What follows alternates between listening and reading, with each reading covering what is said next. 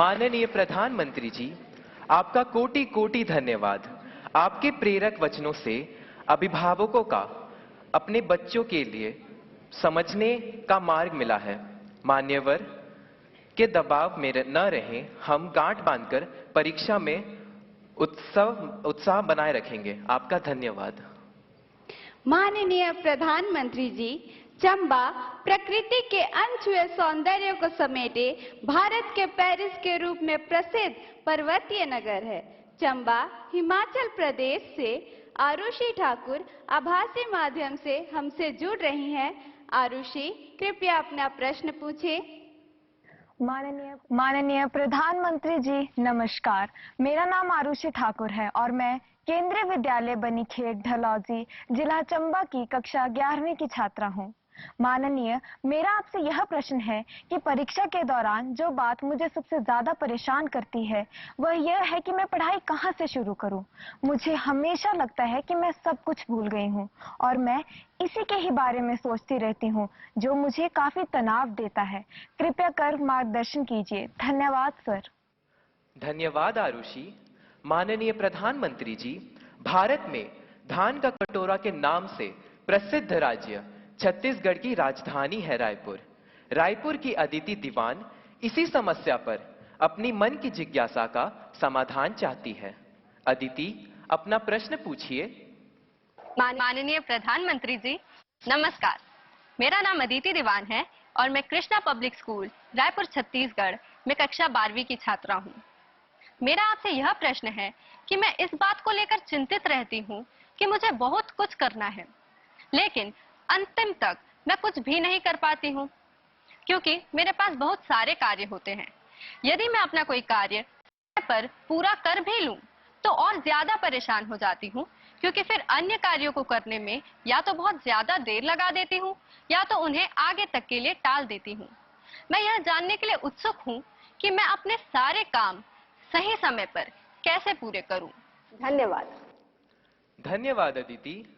माननीय प्रधानमंत्री जी, आरुषि और अदिति अपनी परीक्षा की तैयारी एवं समय के सदुपयोग पर आपका मार्गदर्शन चाहते हैं। कृपया उनकी समस्या का समाधान करें। माननीय प्रधानमंत्री जी। देखिए, सिर्फ परीक्षा के लिए नहीं, वैसे भी जीवन में टाइम मैनेजमेंट के प्रति हमें जागरूक रहना चाहिए। परीक्षा और नो परीक्षा, आपने देखा होगा काम का ढेर क्यों हो जाता है।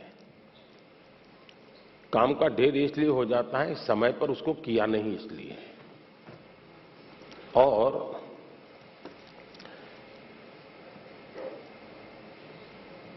काम करने की कभी थकान नहीं होती है जी। काम करने से संतोष होता है, काम न करने से थकान लगती है। सामने दिखता है, अरे इतना सारा काम, इतना सारा काम, और उसी की थकान लगती है। करना शुरू करें। दूसरा, आप कभी कागज पे अपना पेन पेंसिल लेके डायरी पे लिखिए। एक हफ्ते भर आप नोट कीजिए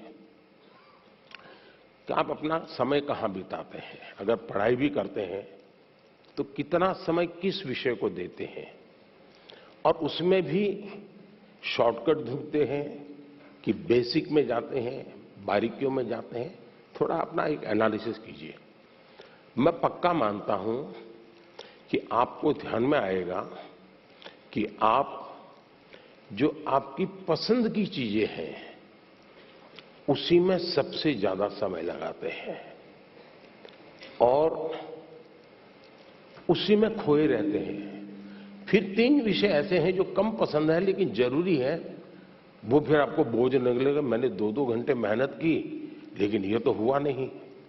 और इसलिए आप सिर्फ पढ़ना 2 घंटे ऐसा नहीं, लेकिन पढ़ने में भी जब फ्रेश माइंड है तब जो सबसे कम पसंद विषय है, आपको सबसे ज्यादा कठिन लगता है, तय कीजिए पहली 30 मिनट इसको, फिर एक पसंदगी वाला विषय है 20 मिनट उसको, फिर थोड़ा कम पसंद वाला 30 मिनट उसको।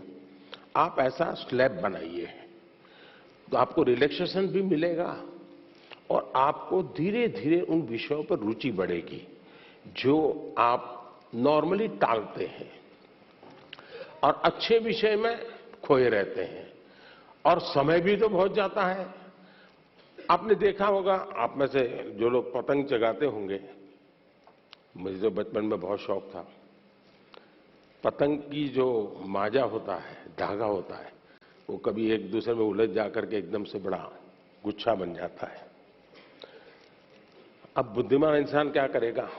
यूं यूं खींचेगा क्या? ताकत लगाएगा क्या? ऐसा नहीं करेगा।